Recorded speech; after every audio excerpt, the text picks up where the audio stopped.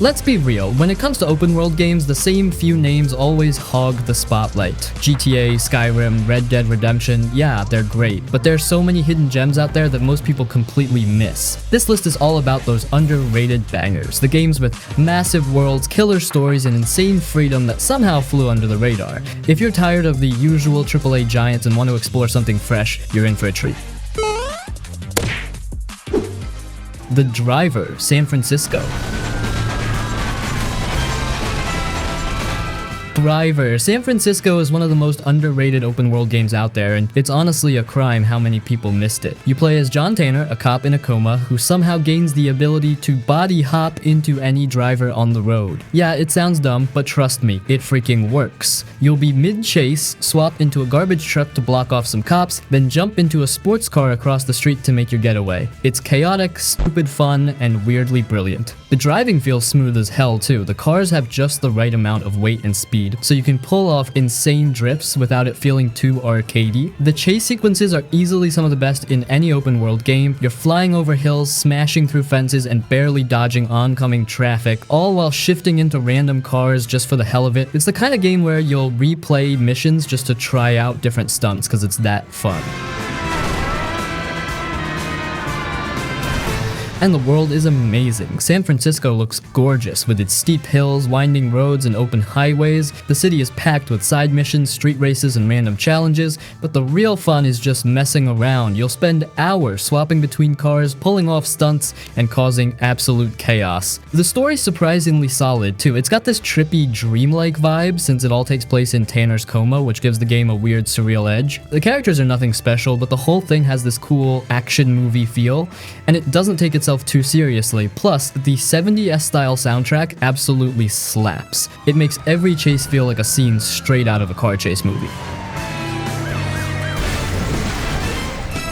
Honestly, Driver, San Francisco is just stupidly fun. The shifting mechanic makes it completely unique, and the driving is so satisfying that you'll keep coming back just to mess around. If you love open world games and you haven't played this, you're missing out on one of the most creative driving games ever made. I enjoy it now, Jericho, because in the real world, I'm gonna break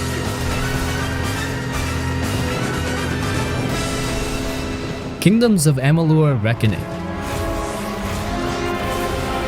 Kingdoms of Amalur Reckoning is one of those open world RPGs that kind of flew under the radar, but man, if you're into fantasy games, you need to give this one a shot. It's got a massive world, fun combat, and a ton of stuff to do, making it stupidly easy to lose hours without even realizing it. You play as the Fateless One, which is a fancy way of saying you died but came back to life with no fate or destiny. Basically, you're a wild card in a world where everyone's life is already mapped out. The plot has you trying to rewrite fate itself, which is actually a pretty cool setup. The main story is solid, but the real meat of the game is in the side quests and exploration. Now, the combat is where Amalur really shines. Unlike most RPGs that stick to slow, clunky combat, this one is fast, fluid, and honestly kinda addicting. You can chain together magic, melee, and ranged attacks, and it all flows smoothly as hell. You've got crazy flashy moves, finishers that feel super satisfying, and tons of skill trees to mess around with. It almost feels more like an action game than a traditional RPG, which makes even basic fights feel fun. The world is huge and packed with stuff to do. You've got lush forests, creepy swamps, and massive cities to explore. Sure, the world design isn't as open-ended as Skyrim, but it's still big enough to get lost in. You'll find yourself wandering into caves, clearing out bandit camps, and stumbling onto random quests that'll keep you busy for hours. I'll go to the wilds and return. Now I shall. Visually, Amalur still holds up thanks to its colorful, almost fable-like art style. It's got this vibrant, fantasy book look that makes the whole world feel bright and alive even when you're battling massive monsters. And the music and sound design, straight up top-tier fantasy vibes. But what really makes this game so easy to sink time into is just how smooth and fun the gameplay loop is. You'll set out to do one quest, then get distracted by some cool cave or side mission, and before you know it, you've been playing for 6 hours. The combat's fun, the world's packed with content, and there's always something to do, whether it's crafting weapons, looting dungeons, or upgrading your gear.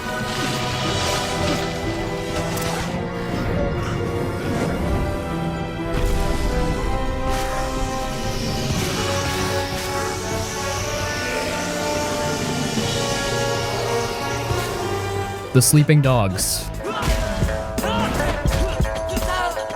Sleeping Dogs is one of the best open world crime games that most people completely slept on, which is a freaking shame. It's basically GTA in Hong Kong, but with way better combat and a more personal story. You play as Wei Shen, an undercover cop who has to infiltrate the Triads, but it's not just some basic cop vs criminal plot. Wei actually grew up with some of the gang members, so there's this constant struggle between his duty as a cop and his loyalty to people he once called family. The story gets surprisingly heavy, with some brutal twists that'll stick with you. Now, the combat is, here, straight up awesome. Unlike most open world games that rely on guns, this one throws you into fistfights. The hand-to-hand combat is fast, fluid, and brutal. You're chaining punches, counters, and grapples together like you're in a freaking kung fu movie. And the environmental takedowns are so good and chaotic, you can slam a guy's head into a spinning fan, throw someone into a dumpster, or crack their skull against a payphone. It's nasty and gory, but so satisfying. The open world is smaller than something like GTA, but it's incredibly detailed. Hong Kong feels alive and packed. You'll be speeding through neon-lit streets, cutting through night markets, and cruising past towering skyscrapers. The city is dense with life, vendors are shouting, people are gambling in alleyways, and there's this grimy, lived-in vibe that makes it feel authentic. It's the kind of game where you'll wander around just to take in the atmosphere. And let's talk about the driving. It's arcade style and super fun. The cars handle loose and fast, making high-speed chases feel wild. You can drift around tight corners, ram enemy vehicles, and even leap from one car to another, which makes for some insane stunt moments. The bike chases are just as intense. You'll be zipping between cars and kicking riders off their bikes, which is stupidly fun. But what really makes Sleeping Dogs stand out is how much heart it has. Wei Shen is a flawed, relatable character. He's torn between two worlds, and the game actually makes you care about him. The characters around him, like his childhood friend Jackie, are written in a way that makes the betrayals and emotional moments hit harder. It's not just a crime game, it's a story about loyalty, betrayal, and the cost of living a double life. If you love open world crime games and you somehow missed this one, you need to fix that ASAP. It's got fantastic combat, a killer story, and a world that feels authentic. This is one of those games where you'll get sucked into the world, lose track of time, and end up wondering why the hell they never made a sequel.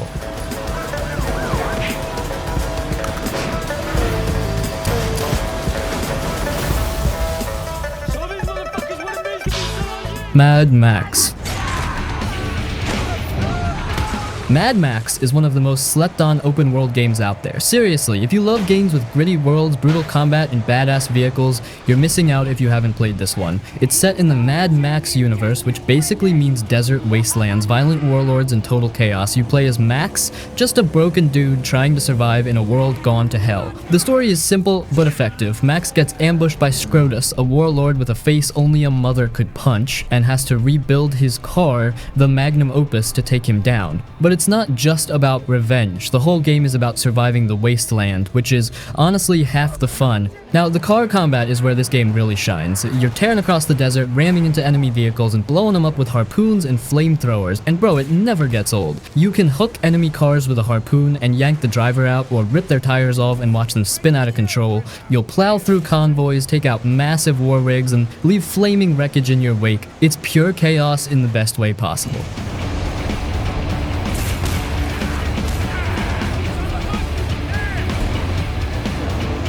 But when you're not wrecking cars, you're wrecking faces. The melee combat is brutal. It's basically Batman Arkham combat, but dirtier. You're punching, countering, and body slamming dudes into the sand. The hits feel weighty and savage, and when Max goes into fury mode, he just straight up demolishes fools. It's bare knuckle brawling at its finest, and it makes every fight feel visceral and raw. The wasteland itself is surprisingly gorgeous, despite being a massive desert. You've got rusted out settlements, twisted metal fortresses, and massive sandstorms that roll in and turn everything into chaos.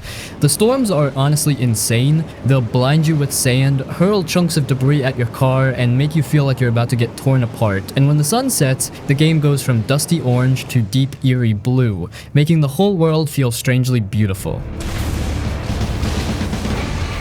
There's also a ton of stuff to do. You'll be clearing out enemy camps, taking down sniper towers, and scavenging for scrap to upgrade your car and gear, and the upgrades actually feel worth it. You'll add armor, spikes, and ramming bars to your ride, making it look like something out of a heavy metal album cover. Max himself can also be upgraded. You'll boost his health, fighting skills, and abilities, which makes the later game fights even more fun. What makes Mad Max so freaking addictive is how well it nails the vibe. You're constantly on the edge of survival with limited fuel, ammo, and supplies, which makes every encounter feel tense. You're fighting over scraps, raiding convoys, and watching the desert swallow everything whole. It's grim, dirty, and savage, and that's what makes it so damn fun.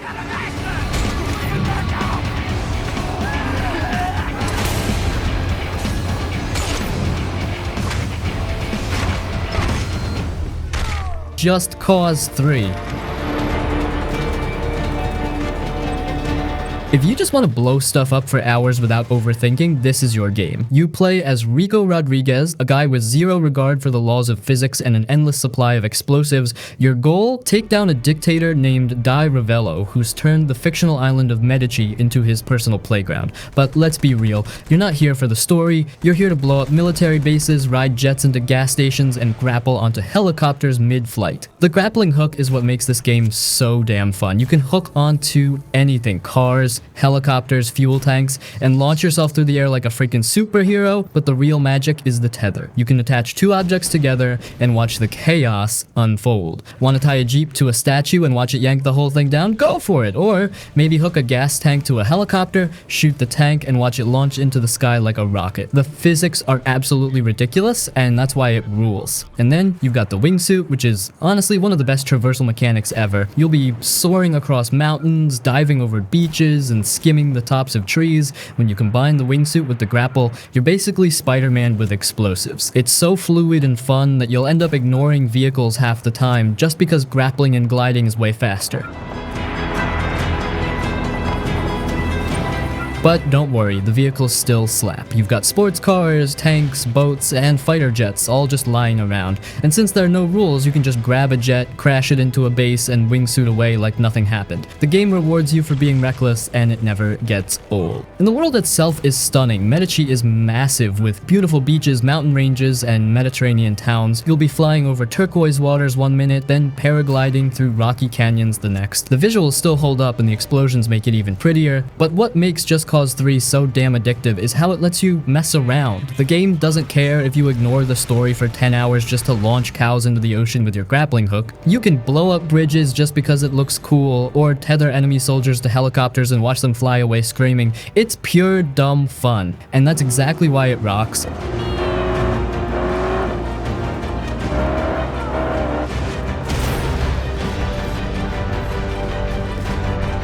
Dragon's Dogma Dark Arisen. It's kinda like Skyrim meets Dark Souls, but with its own wild twists. You play as the Arisen, a poor soul whose heart gets ripped out by a dragon, literally. But instead of dying, you're cursed to hunt the dragon down and get your heart back. Pretty metal, right? The story isn't the main draw here though. It's the world, the combat, and the absolute freedom it gives you that makes this game freaking special. Let's talk combat, because it's easily some of the best in any RPG. You've got swords, bows, and magic, but the real fun comes from how weighty and satisfying it all feels. Fighting big monsters is where this game really goes nuts. You're not just whacking away at a giant cyclops, you're climbing up its back, stabbing it in the eye, and hanging on for dear life as it tries to shake you off. It's basically Shadow of the Colossus combat, but with more freedom and way more chaos. And the magic spells? Insane. You can summon freaking tornadoes, call down meteors, or unleash a wall of fire that torches everything in sight. The visuals and effects make magic feel massive and destructive, not just some basic sparkles. And the melee classes are just as fun. You'll be vaulting over enemies, slashing through crowds, and pulling off crazy combos. But the pawn system is where Dragon's Dogma really stands out. You create a main pawn, basically an AI companion, and customize everything about them. Their appearance, voice, class, you build them from scratch. Then, while you're offline, other players can recruit your pawn into their world, and they'll gain experience and loot. It's a brilliant system that makes the world feel weirdly connected, even though it's a single-player game. And you can recruit other players' pawns too, which means you'll always have a squad of skilled fighters by your side. The open world is huge and dangerous. Unlike most RPGs where you can fast travel everywhere, Dragon's Dogma makes you work for it. You'll be trekking through forests, scaling cliffs, and crossing dangerous plains where you'll get jumped by bandits or chased by a griffin. And when night falls, it gets genuinely terrifying. The world goes pitch black and you can barely see more than a few feet ahead. You'll be stumbling around with a lantern while wolves and ghosts stalk you in the dark. It's tense as hell, and it makes the world feel way more dangerous. What makes Dragon's Dogma so damn special is how unpredictable it is. You'll be riding on a griffin's back thinking you've won the fight, only for it to randomly crash into a forest, turning the battle into a desperate ground fight. You'll be wandering at night only to get ambushed by a freaking chimera you weren't ready for. It's raw, unscripted chaos, and it makes every session feel different and exciting.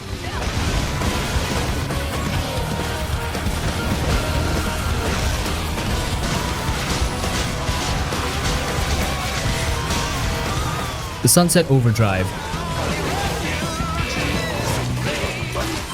Sunset Overdrive is one of the most underrated open-world bangers ever made. It's basically Tony Hawk's Pro Skater mixed with Ratchet and Clank but with way more explosions and mutant gore. The game takes place in Sunset City, where a new energy drink called Overcharge has turned people into freaky orange oozing mutants. The plot? You're one of the few survivors, and your goal is simple: raise hell, grind across power lines, and blow up anything that moves. It's stupidly fun and never takes itself seriously, which makes it freaking awesome. The movement is what makes this game so addictive. You're not walking or running, that'd be boring. You're grinding on rails, bouncing off cars, and wall running across skyscrapers like you're in some fever dream version of Jet Set Radio. You can chain moves together, which gives you insane speed and momentum, making it feel fast and fluid the entire time. You're basically skating through a mutant apocalypse, and it never gets old. And the weapons? Freaking insane! You've got guns that launch explosive teddy bears, acid spraying record players, and firework cannons that light up entire streets. It's like Insomniac Games took every ridiculous weapon idea they had and threw them all in at once, and somehow it worked perfectly. You'll be mowing down hordes of mutants while pulling off trick shots mid-grind, and it makes you feel like a friggin' superhero on a sugar rush.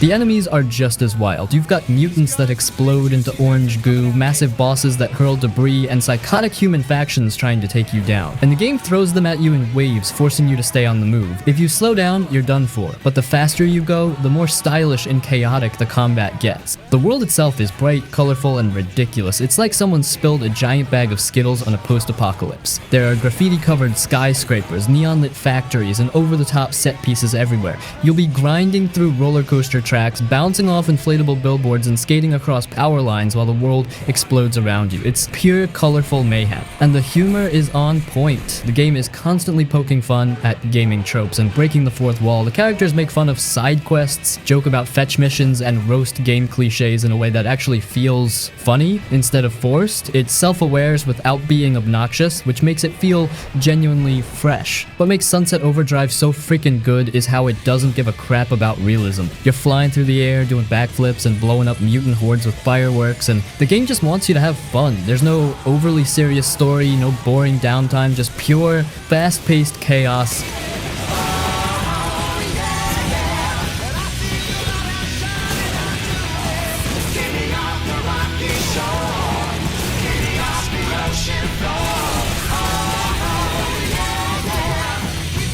Red Faction Guerrilla.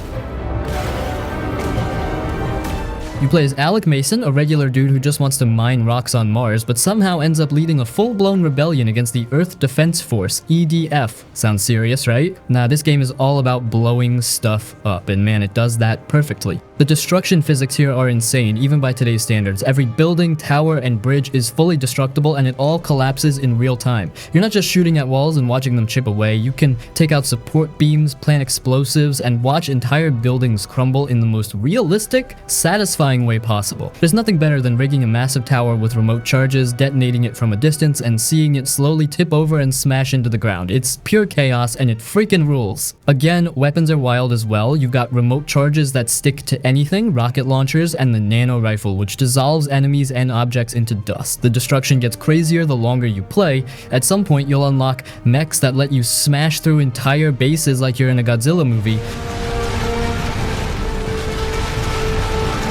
The world itself is surprisingly cool. Mars is rugged, dusty, and weirdly pretty. The outposts, EDF bases, and Martian settlements feel gritty and lived in. But the best part is how the game encourages total freedom. You can take down EDF strongholds however you want, stealthily sabotage them, ram a truck through their walls, or just demolish the entire base with explosives. There's no right way to play, which makes it stupidly fun. The missions are packed with pure mayhem. You'll be ambushing convoys, rescuing prisoners, and blowing up supply depots. And the side activities are just as fun. You can drive into EDF outposts, cause as much damage as possible, and watch your rebel morale skyrocket. But honestly, the best part of the game is when you just ignore the missions and go nuts. You'll load up a truck with explosives, drive it straight into a base, and watch everything explode in glorious slow motion. Or you'll spend hours smashing random buildings with your sledgehammer just because you can. It's the ultimate stress relief game. If you've never played Red Faction Guerrilla, you're missing out on one of the best destruction sims ever made. The physics still hold up, the combat is stupidly fun, and it's perfect for anyone who just wants to blow off steam. Seriously, no other game makes demolition this fun.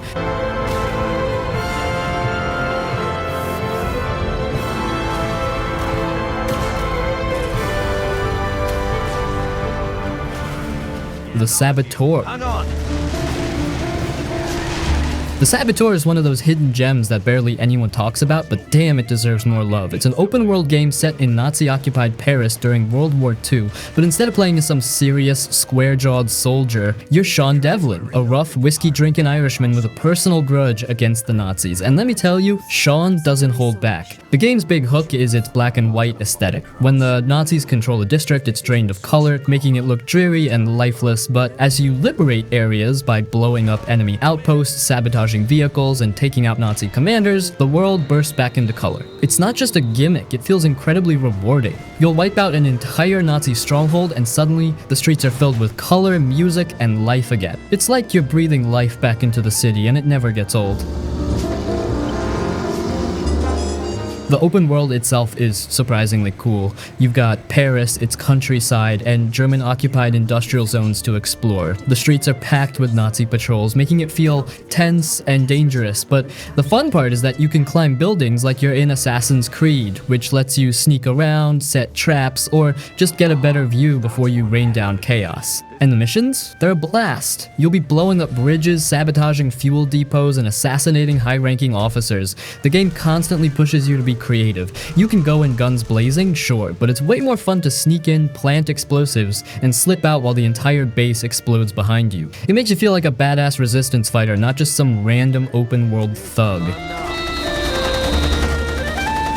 The combat is pretty straightforward, but satisfying as hell. You've got old school pistols, Tommy guns, and grenades, and everything feels punchy and powerful. The stealth mechanics are also decent. You can sneak around in disguises and blend in with the enemy, which makes for some tense infiltration missions. But the best part? The vibe. The Saboteur nails the whole gritty, noir atmosphere. The black and white visuals combined with the smooth jazz soundtrack give it a stylish, moody feel that makes it stand out from other open world games. And Sean, the guy is constantly cracking jokes, dropping sarcastic one-liners, and drinking his way through the war. He's the kind of character you actually want to root for, because he's flawed, funny, and a total badass man. Your homeland is such a popular tourist destination.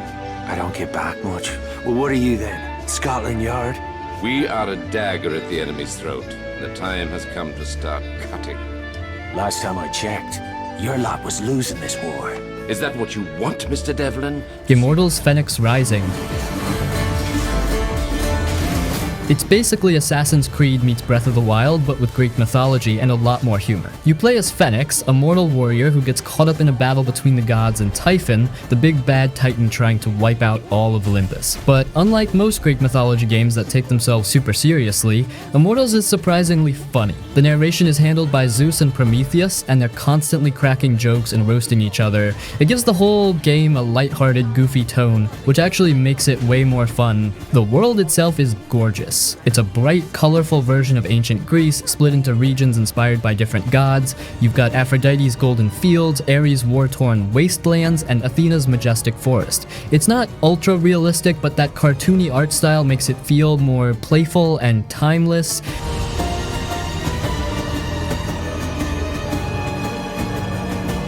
The gameplay is where it really shines. You've got fluid, fast-paced combat that's easy to pick up but super fun to master. Fenyx can use a sword for quick slashes, a heavy axe for devastating hits, and a bow for ranged attacks. The game throws a lot of enemies at you, from harpies and minotaurs to mythical bosses, and the combat flow is slick. You'll chain together light and heavy attacks, dodge roll like a madman, and fire off godly powers to wreck groups of enemies. It's got just the right amount of challenge without being punishing. And then there's the puzzle solving, which is actually fun. You'll find vaults scattered across the map, which are basically Greek mythology themed dungeons. Inside, you'll have to solve platforming puzzles, move objects with telekinesis, and activate switches using clever tricks. They're creative without being frustrating, and they break up the combat perfectly.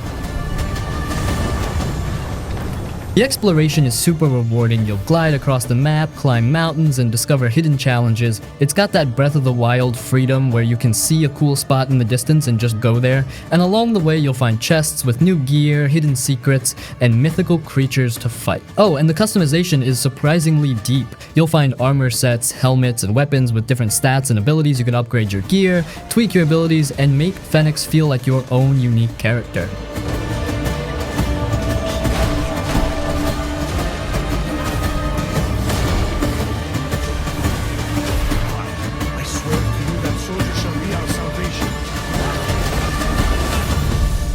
Atlas Fallen Reign of Sand.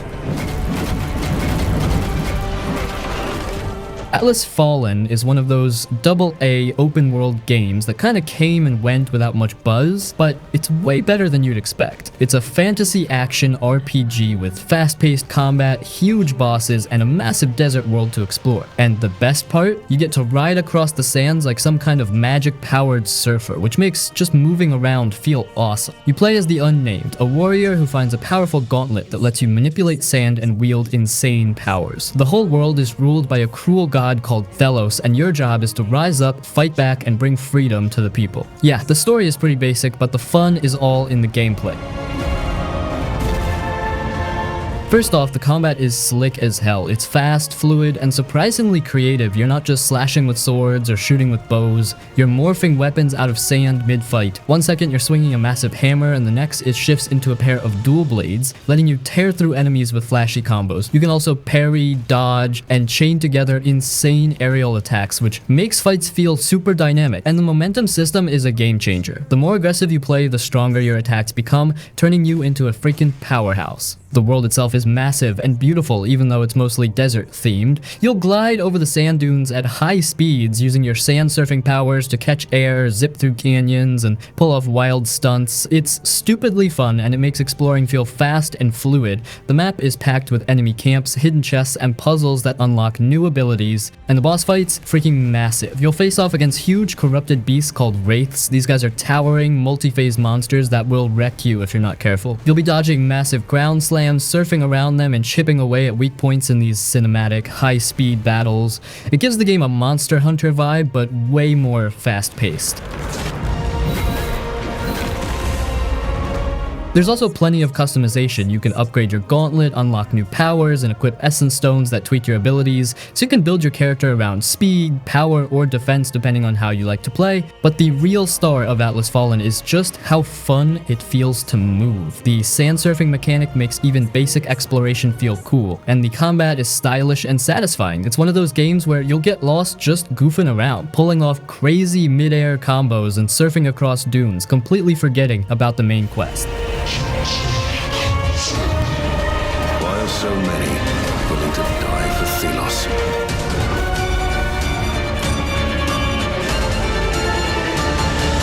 Submerged Hidden Depths. Submerged Hidden Depths is one of those games that's all about the vibe. No combat, no stress, just pure exploration in a beautiful flooded world. It's the kind of game you play when you just want to chill, soak in the scenery, and forget about everything else for a while. You play as Miku, a girl with strange plant-like powers, and her brother Taku. The world they're in is basically what's left after some big disaster. Cities are half sunk in water, buildings are crumbling under vines, and nature has completely taken over. Your goal? Sail around, explore the ruins, and slowly piece together what happened to the people who once lived there. It's simple, but oddly emotional. The exploration is super relaxing. You'll cruise around on your boat, stopping at overgrown towers and old temples. Once you're on land, you'll climb, jump, and solve light platforming puzzles. It's never too tricky. The whole point is to just take it easy and enjoy the ride. And the world itself is again freaking stunning. The ocean is calm and endless, and you'll spot massive statues poking out of the water, faded by time. The lighting is gorgeous with soft sunsets, golden reflections, and bright, colorful vegetation covering the ruins. It kind of feels like you're walking through a painting. And even though there's no dialogue, the story still hits pretty hard. You'll find little clues like carvings, notes, and old relics that show how the world slowly fell apart. The game never spells it out, which makes it more mysterious and haunting. There's also a sweet sibling bond between Miku and Taku. You'll see them helping each other out, and it gives the whole journey more heart. What's cool is how immersive the whole thing feels. When you're sailing, the water looks and sounds super calming. You'll glide across gentle waves, sometimes spotting sea creatures beneath the surface, and when you pull up to a location, the soft music kicks in, making the whole thing feel peaceful and almost dreamlike. Submerged Hidden Depths is one of those games that sneaks up on you. You start it just wanting a quick casual game, but before you know it, you're lost in its world, fully chilled out. It's the perfect game for when you want to zone out and just vibe. No fights, no timers, just pure laid-back exploration. If you're in the mood for something slow, calming, and easy on the soul, this one's worth checking out.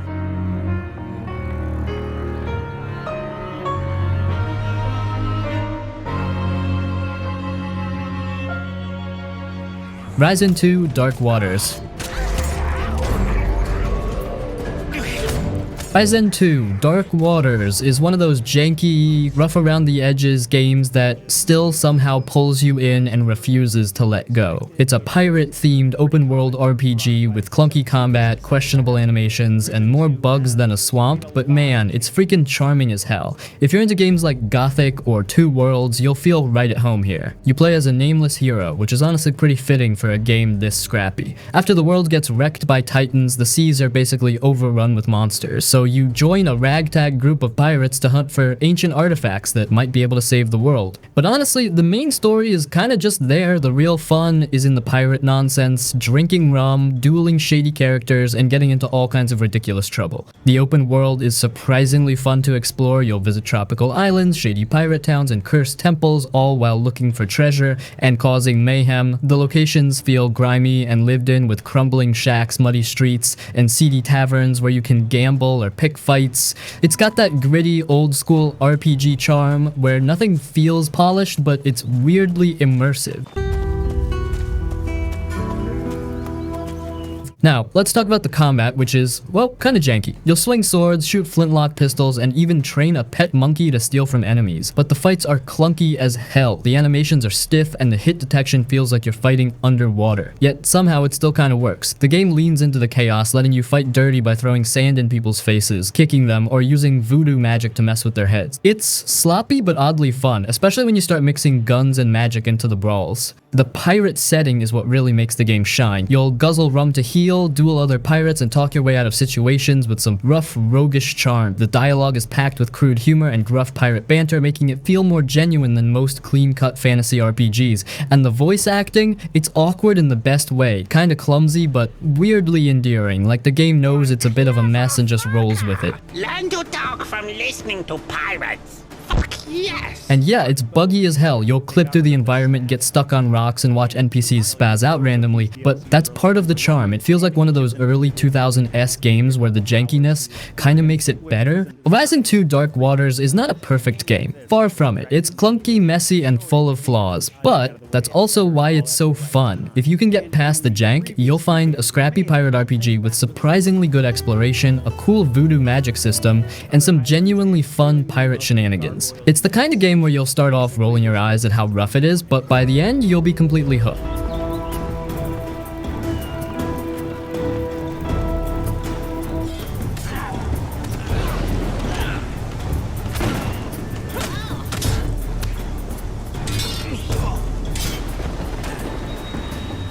The Sinking City.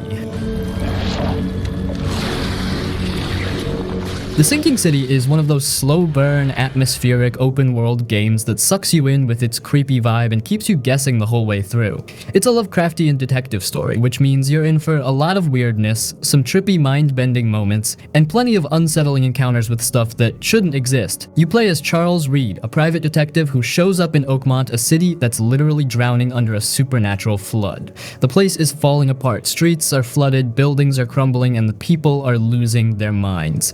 Everyone's either suspicious, crazy, or both, and they all look like they haven't slept in years. You're there to investigate the mystery behind the city's descent into madness, but you've also got your own demons to deal with. Charles keeps having disturbing visions and hallucinations, which only get worse the longer he stays. The detective work is the heart of the game. You'll explore crime scenes, gather clues, and piece together what's going on, but unlike most games, it doesn't hold your hand. There's no blinking objective marker or flashing arrows telling you what to do. You actually have to think like a detective, cross-reference clues, use old-school map coordinates, and figure stuff out on your own. It makes you feel like you're solving real cases, which is pretty rare in games. The city itself is creepy as hell. The streets are half flooded, so you'll travel by boat gliding past rotting houses and abandoned piers. Sometimes you'll spot disturbing stuff like mutant fish people dragging bodies or half-sunken wrecks with strange symbols painted on them. The whole place feels sick and rotting, and the oppressive fog makes it even more unsettling. It's the kind of game where you'll find yourself constantly on edge just from the atmosphere alone. And then there's the combat, which, well, isn't the highlight, let's be real. You'll fight nightmarish creatures, slimy tentacled horrors straight out of Lovecraft's fever dream. You'll shoot them with old school guns, but the aiming feels a bit clunky and ammo is super limited, which makes every encounter feel tense and desperate. The game isn't really about the action though, it's about the dread and mystery, and it nails that perfectly. What makes the Sinking City stand out is how immersive and bleak it feels. The people in Oakmont are just as disturbing as the monsters. You'll meet cults, corrupt cops, and rich families with dark secrets, and they're all messed up in their own way. The game doesn't shy away from uncomfortable themes, making the whole thing feel grim and oppressive.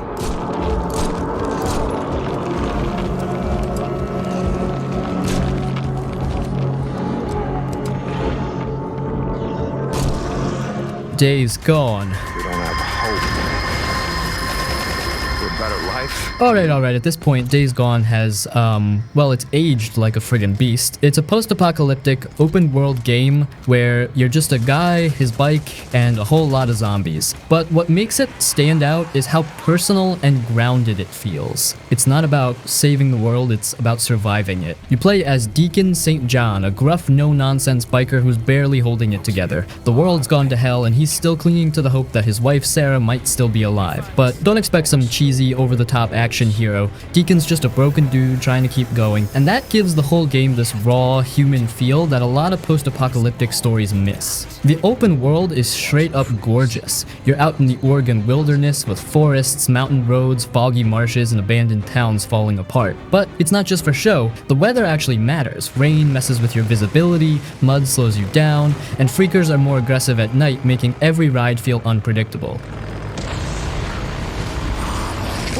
And the bike, yeah, it's not just for looks, it's your lifeline. You'll need it to get around, but you also gotta take care of it. Run out of fuel? Good luck hoofing it across the wilderness with freakers closing in. The bike feels like an extension of Deacon, which makes it way more meaningful than your average open world vehicle. Upgrading it with better speed, handling, and nitro boosts makes it feel like your own personal escape pod. But the real stars of Days Gone? The hordes. Good god, these things are freaking terrifying. You'll wander into a sawmill or a gas station, thinking you're clearing out a few freakers, and suddenly, BAM! You're being chased by hundreds of them. And they don't just stumble around, they sprint, climb, and swarm you like a damn tidal wave. It's pure chaos. You'll set traps, chuck Molotovs, and pray you've got enough ammo to make it out. The combat itself is satisfying as hell. You'll use everything you've got, guns, melee weapons, crossbows, and explosives, but ammo is constantly running low, so you gotta be smart. There's also stealth, which actually works well here. Sneaking through enemy camps, silently taking out raiders, or using freakers to wipe out rival factions never gets old. And even with all the action, Days Gone still hits you in the feels. The relationship between Deacon and Boozer is surprisingly genuine, two broken guys leaning on each other. Boozer's struggle with his injuries and Deacon's constant guilt make their friendship friendship feel real, not just another side character subplot stuff. Days Gone is one of those games that sneaks up on you. You go in expecting another zombie game, but what you get is a grounded, emotional story about loss, hope, and survival. And the more time you spend with it, the more it hooks you. It's gritty, messy, and doesn't pull any punches, making it one of the most underrated open world experiences out there. If you missed it at launch, you owe it to yourself to play it now. What does it matter if everyone else is dead?